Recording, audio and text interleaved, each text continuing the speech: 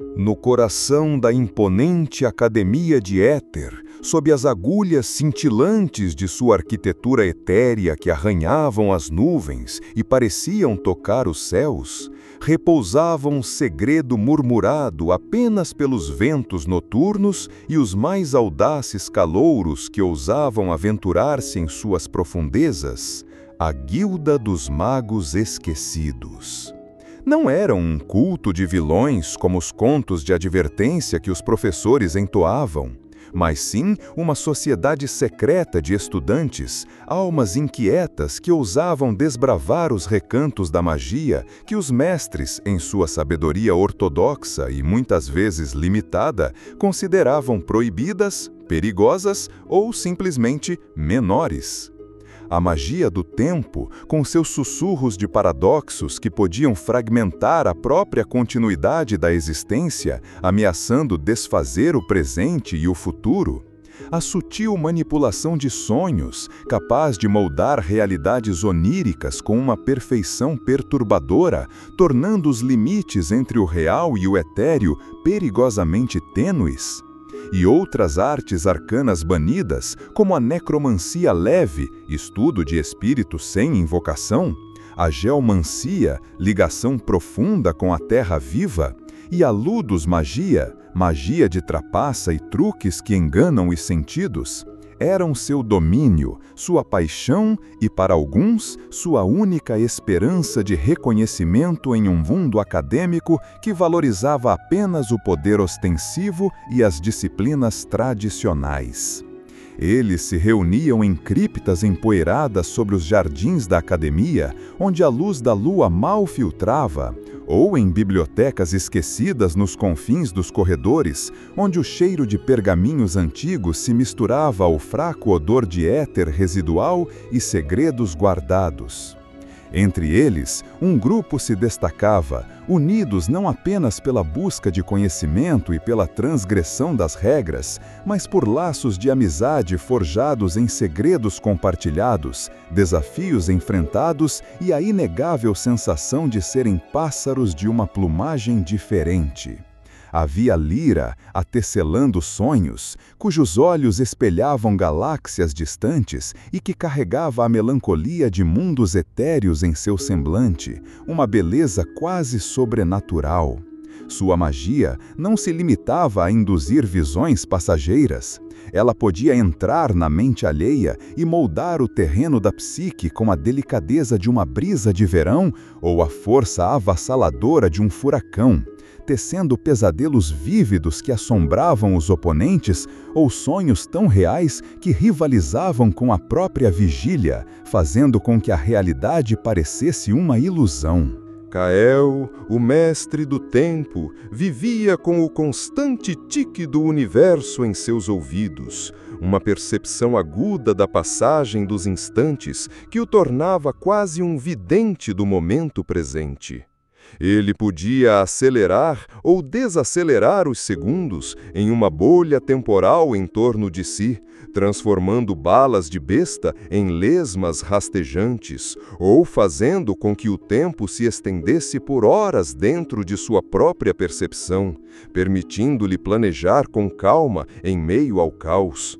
No entanto, o uso excessivo o deixava exausto, com a pele pálida como cera e uma estranha, mas familiar vertigem temporal que o fazia cambalear e sentir os ecos do passado e do futuro simultaneamente. Elara, com sua perícia na magia rúnica, tinha mãos que pareciam saber a idade de cada pedra, seus dedos finos e fortes desenhando símbolos antigos com precisão assombrosa. Ela podia gravar e ativar runas de poder que alteravam a realidade material com uma precisão cirúrgica, transformando o mais simples graveto em uma arma poderosa com lâminas afiadas ou em um escudo inabalável que desafiava até mesmo os feitiços mais destrutivos dos magos elementais. Sua magia era a do mundo em sua forma mais fundamental. E por fim, o silencioso, cuja presença era quase imperceptível até que suas magias se manifestassem, revelando sua verdadeira essência. Seu dom era a magia da ilusão, uma arte tão sutil e complexa que enganava não só os olhos, mas a mente e todos os sentidos, tornando o invisível visível e o real uma mera fantasia construída pela sua vontade. Ele era o mestre da dissimulação, capaz de criar miragens de exércitos em plena luz do dia ou de esconder seus aliados na planície mais aberta, tornando-os fantasmas em um campo de batalha. Juntos eram um quarteto improvável de prodígios, cada um guardião de uma arte esquecida, marginalizados pela academia, mas inegavelmente talentosos e perigosos em sua sinergia, um motor de criatividade e poder oculto. A rotina de estudos furtivos e experimentações silenciosas nas sombras da academia foi abruptamente quebrada pelo estrondo de um anúncio que reverberou por todo o saguão principal, ecoando nas bibliotecas abarrotadas, nos refeitórios barulhentos e até mesmo nos dormitórios dos professores. O torneio das sombras seria realizado. A proclamação, lida por um arauto com uma voz que parecia tremer de reverência e medo, falava de um evento de magnitude sem precedentes, cujos rumores prometiam não apenas glória e reconhecimento para os vencedores, mas um poder inimaginável a ser concedido ao campeão, algo que poderia redefinir o destino de Éter e talvez de todo o reino. Para muitos, era a chance de ascender, de garantir seu lugar nos anais da história mágica, de imortalizar seus nomes. A princípio, a maioria viu a guilda como uma piada, um punhado de estudantes que se apegavam a disciplinas menores e sem utilidade prática em combate direto. Como poderiam eles competir com os magos do fogo que invocavam infernos em miniatura? Da terra que levantavam muralhas, do ar que invocavam tempestades e da água que conjuravam tsunamis, cujos feitiços rasgavam o próprio tecido do ambiente com efeitos devastadores? Ou com os mestres da conjuração, capazes de invocar elementais colossais e feras de outros planos? A guilda, ciente de sua desvantagem numérica e da falta de aceitação, via no torneio uma oportunidade disfarçada, um caminho inesperado para a redenção, uma chance de provar o valor intrínseco de suas magias esquecidas, de desafiar as tradições arraigadas da academia e de quebrar os preconceitos que os marginalizavam e os relegavam às sombras da ignorância. Os dias que se seguiram ao anúncio foram de frenética preparação, não apenas para a guilda, mas para cada estudante da academia que treinava incessantemente em suas respectivas disciplinas. O grupo de amigos, no entanto, mergulhou em treinos intensivos em segredo, longe dos olhos curiosos e julgadores. Eles combinavam suas habilidades de maneiras que a ortodoxia mágica jamais sonhava, criando sinergias que desafiavam a lógica convencional. A guilda, ciente de sua desvantagem numérica e da falta de aceitação, via no torneio uma oportunidade disfarçada, um caminho inesperado para a redenção. Uma chance de provar o valor intrínseco de suas magias esquecidas, de desafiar as tradições arraigadas da academia e de quebrar os preconceitos que os marginalizavam e os relegavam às sombras da ignorância. Os dias que se seguiram ao anúncio foram de frenética preparação, não apenas para a guilda, mas para cada estudante da academia que treinava incessantemente em suas respectivas disciplinas. O grupo de amigos, no entanto, mergulhou em treinos intensivos em segredo, longe dos olhos curiosos e julgadores. Eles combinavam suas habilidades de maneiras que a ortodoxia mágica jamais sonharia, criando sinergias que desafiavam a lógica convencional. Lyra e Finn trabalhavam juntos para criar ilusões que não apenas enganavam a visão com miragens, mas também a mente com falsas memórias e percepções distorcidas, desorientando os oponentes em um nível profundo. Kael usava seu domínio do tempo para tornar os ataques de Elara com runas mais rápidos e imprevisíveis, quase instantâneos, fazendo-as aparecer e desaparecerem em um piscar de olhos. Eles sabiam que a vitória não viria da força bruta dos magos de batalha, mas da astúcia, da coordenação perfeita e da singularidade de seus poderes. As arenas de treinamento que utilizavam eram os lugares mais remotos e esquecidos da academia, antigas criptas úmidas e com cheiro de mofo, passagens secretas que levavam a lugar nenhum e até mesmo o telhado da torre de observação estelar, onde podiam praticar sob a luz das constelações, sem serem perturbados, a brisa fria da noite sendo sua única testemunha. No entanto, uma sombra de mistério pairava sobre o torneio, mais densa a cada dia que passava.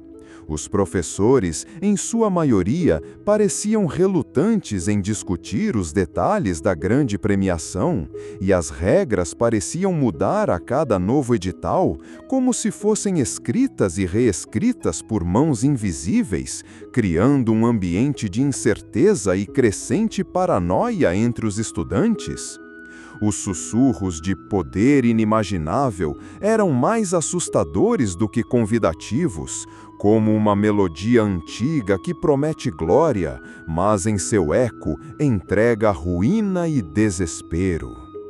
O Torneio das Sombras era uma série de desafios meticulosamente projetados, cada um mais intrincado e perigoso que o anterior, para testar não apenas o poder bruto dos magos, mas a inteligência estratégica, a resiliência mental e a capacidade de adaptação dos participantes a situações inesperadas. As primeiras rodadas foram eliminatórias e brutais, e a Guilda dos Magos Esquecidos surpreendeu a todos com sua audácia e engenhosidade. Usando táticas não convencionais e magias consideradas fracas, eles superaram adversários formidáveis, suas magias menores, revelando-se ferramentas poderosas quando aplicadas com criatividade, precisão e uma sincronia quase telepática. Lyra transformava os campos de batalha em paisagens oníricas, onde paredes se desfaziam em névoa, e o chão se tornava areia movediça que engolia os incautos, confundindo os inimigos e os deixando à mercê dos ataques dos amigos. Kael desviava ataques com um mero piscar de olhos, transformando segundos em eternidades para seus oponentes, permitindo que seus aliados se reposicionassem ou lançassem contra-ataques devastadores, movendo-se como borrões na percepção dos outros. Elara, com suas runas, criava armadilhas invisíveis que imobilizavam até os mais fortes guerreiros e magos, ou escudos impenetráveis que absorviam as mais potentes explosões arcanas como se fossem meras brisas. Finn, mestre das ilusões, fazia os oponentes atacarem o ar vazio enquanto os amigos flanqueavam, ou criava duplicatas perfeitas que absorviam o impacto de feitiços destrutivos, salvando vidas com suas miragens, fazendo com que os golpes inimigos se perdessem no vazio. O burburinho nos corredores da academia mudou de escárnio para admiração relutante, e até os mais céticos começaram a murmurar sobre a astúcia sombria da guilda e a inegável genialidade de seus membros. A reputação da guilda crescia a cada vitória, um feito impensável semanas antes. À medida que avançavam, o grupo começou a perceber que o torneio era mais do que uma mera competição por glória acadêmica. Havia um padrão subjacente, uma estranha ressonância em cada desafio que parecia estar ligada a um antigo ritual ou a um poder adormecido que se agitava sob os alicerces da própria academia. As arenas de combate não eram meras construções temporárias, eram câmaras arcanas que, com o progresso das rodadas, desvendavam segredos e símbolos gravados nas próprias pedras e no éter, que pareciam se alinhar a uma profecia esquecida, há muito apagada dos registros oficiais da academia, guardada apenas em textos proibidos e sussurros antigos. Lyra, em seus sonhos cada vez mais vívidos e perturbadores, começou a ter visões fragmentadas de uma entidade antiga e disforme, uma sombra primordial presa nas profundezas da academia. Um ser que se alimentava de poder mágico e que o torneio parecia estar despertando com cada feitiço lançado e cada vida mágica drenada. Kael, com sua sensibilidade temporal aprimorada ao limite, percebia distorções sutis no fluxo do tempo dentro da arena, como se o passado e o futuro estivessem se misturando em um vórtice, e os ecos de gritos antigos se sobrepusessem aos sons atuais da batalha, uma cacofonia temporal que só ele podia decifrar. As dúvidas sobre a verdadeira intenção por trás do torneio se tornaram certeza, e a apreensão substituiu a excitação inicial, dando lugar a uma crescente sensação de perigo. Com cada vitória da guilda, a hostilidade dos prodígios da academia, antes um mero atrito acadêmico, aumentava exponencialmente, transformando-se em aberta inimizade e inveja amarga. Os professores, antes indiferentes ou meramente curiosos com o sucesso inesperado da guilda, agora os observavam com uma mistura de apreensão e uma curiosidade quase desesperada, como se tentassem decifrar um enigma que eles próprios haviam criado e que agora se voltava contra eles. Lyra, Kael, Elara e Finn se viram confrontados com a inveja e a fúria dos magos ortodoxos que não podiam aceitar que as artes que desprezavam estivessem ofuscando seus próprios talentos e tradições milenares. A pressão era imensa e o grupo se viu alvo de sabotagens sutis, como feitiços menores de má sorte lançados em seus alojamentos, informações falsas sobre as próximas rodadas que os levavam a armadilhas e até mesmo ameaças veladas nos corredores escuros da academia. No auge do torneio, em meio a um crescendo de tensão, um dos professores, Mestre Elmsworth, um arcano respeitado e historiador da magia, abordou a guilda com uma advertência velada, seus olhos carregados de uma tristeza antiga e o peso de um segredo guardado por gerações de sua família. Ele revelou que o torneio era, de fato, um engodo, uma fachada cuidadosamente construída para um ritual de sacrifício de poder mágico. O poder inimaginável prometido ao vencedor não era um dom, mas a energia vital dos participantes mais poderosos, destinada a alimentar e libertar uma entidade ancestral, uma abominação esquecida aprisionada sob os alicerces da Academia de Éter, que se alimentaria da magia para se erguer novamente e mergulhar o mundo em uma escuridão sem fim, um cataclismo que Elmsworth havia estudado em pergaminhos proibidos. A revelação foi um golpe devastador, uma verdade amarga que gelou o sangue, mas o grupo, já ciente dos perigos ocultos que haviam pressentido e dos ecos distorcidos que Kael sentia, estava preparado para o pior, a confirmação de seus piores temores. Eles sabiam que não podiam desistir agora. Haviam chegado longe demais para recuar, e a vida de todos na academia, talvez até do reino inteiro, dependia de suas ações, de sua coragem. A confiança entre eles se fortaleceu em face da adversidade, cimentando-se em uma lealdade inabalável que transcenderia o perigo. Os 4 amigos se tornaram um só, uma engrenagem perfeitamente sincronizada de magias esquecidas e um propósito unificado. Lyra, Kael, Elara e Finn se uniram para traçar um plano audacioso e desesperado, uma estratégia para não apenas vencer o torneio, mas também para impedir que a entidade fosse libertada e, se possível, aprisioná-la para sempre, talvez até destruí-la de uma vez por todas. Eles usariam as próprias regras e arenas do torneio contra seus criadores, transformando o palco da libertação em uma armadilha perfeita, um último ato de desafio contra a própria escuridão que a ameaçava consumi-los. A final do Torneio das Sombras foi um espetáculo de luzes e sombras, um embate que ecoaria por séculos nos corredores da academia, marcado nos cristais de éter que adornavam as torres e nos sussurros dos ventos que varriam os pátios. A Guilda dos Magos Esquecidos enfrentou os últimos prodígios, os magos mais poderosos e renomados da academia, em uma arena que pulsava com uma energia sinistra, o ponto focal onde a entidade adormecida se preparava para ascender.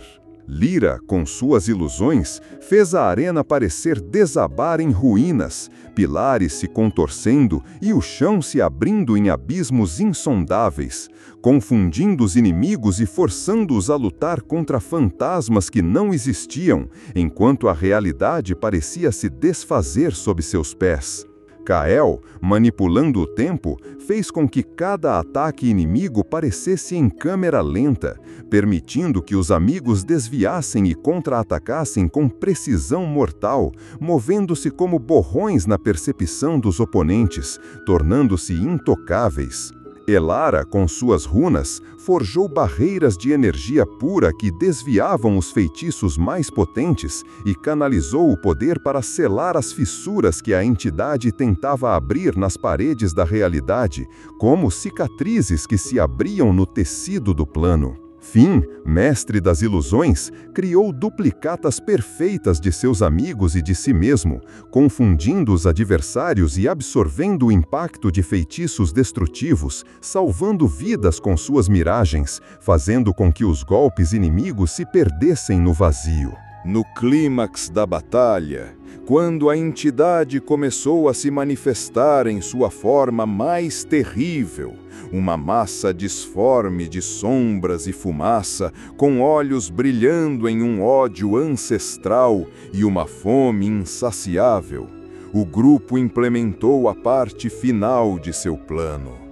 Combinando suas magias de maneira inédita, eles não atacaram a criatura diretamente, mas sim o selo que a aprendia, o ponto mais fraco que Kael havia detectado em suas visões distorcidas do tempo.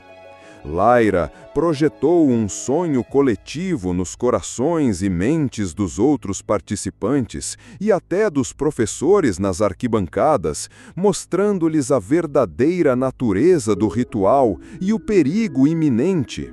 As visões se sobrepondo à realidade da arena com uma clareza aterrorizante.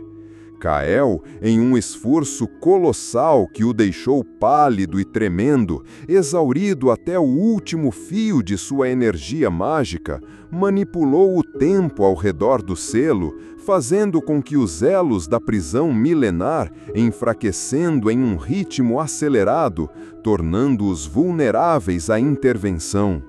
Elara gravou runas complexas nos pilares da arena e no próprio solo, não para prender a entidade, mas para redirecionar a energia mágica drenada dos participantes de volta para o selo, fortalecendo-o e revertendo o ritual profano que se desenrolava. E Finn, com sua ilusão mais poderosa e convincente, manifestou a imagem da entidade para o público presente nas arquibancadas, revelando a farsa e a intenção sombria do torneio para todos verem, rompendo o véu da mentira. O pânico irrompeu nas arquibancadas, mas a verdade havia sido revelada. A academia inteira testemunhou a verdade, uma revelação que rasgou o véu da ignorância e do engano.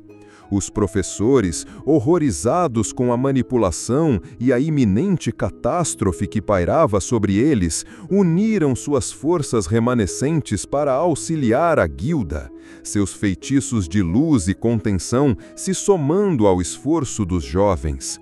Juntos, os magos da academia e os outrora desprezados magos esquecidos, em um esforço unificado de poder e propósito, conjuraram uma barreira final, um selo renovado e aprimorado que forçou a entidade de volta às profundezas de onde viera, aprisionando-a novamente e talvez para sempre em um sono forçado. O torneio foi interrompido em meio ao caos, o perigo foi contido e a Academia de Éter foi salva de um destino terrível. A Guilda dos Magos Esquecidos, antes desprezada e marginalizada, tornou-se aclamada, seus membros heróis de uma lenda que se espalharia por todo o reino, cantada por bardos e contada por pais a seus filhos. Suas magias menores provaram ser tão vitais quanto as maiores e mais ostensivas, e o preconceito arraigado foi desfeito, dando lugar a uma nova era de compreensão. A Academia de Éter foi reformada em seus fundamentos, uma instituição transformada pela verdade revelada.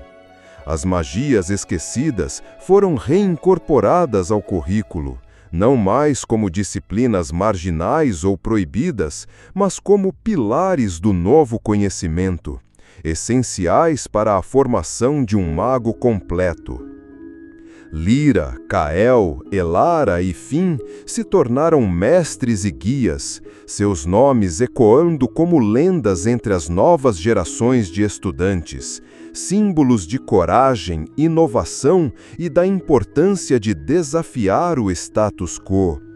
Eles não apenas salvaram o reino de uma ameaça antiga que quase o consumiu, mas também redefiniram o que significava ser um mago, provando que a verdadeira força reside não apenas no poder bruto e nas tradições cegas, mas na sabedoria, na coragem de questionar e na aceitação de todas as formas de conhecimento, por mais incomuns que pareçam. A Guilda dos Magos Esquecidos se tornou a Guilda dos Magos Resgatados, e a Academia de Éter prosperou, um farol de conhecimento e inovação, onde todas as formas de magia eram valorizadas e cultivadas, e onde os sussurros do passado inspiravam um futuro de infinitas possibilidades, um lembrete constante de que a maior magia de todas é a união e a busca incessante pela verdade.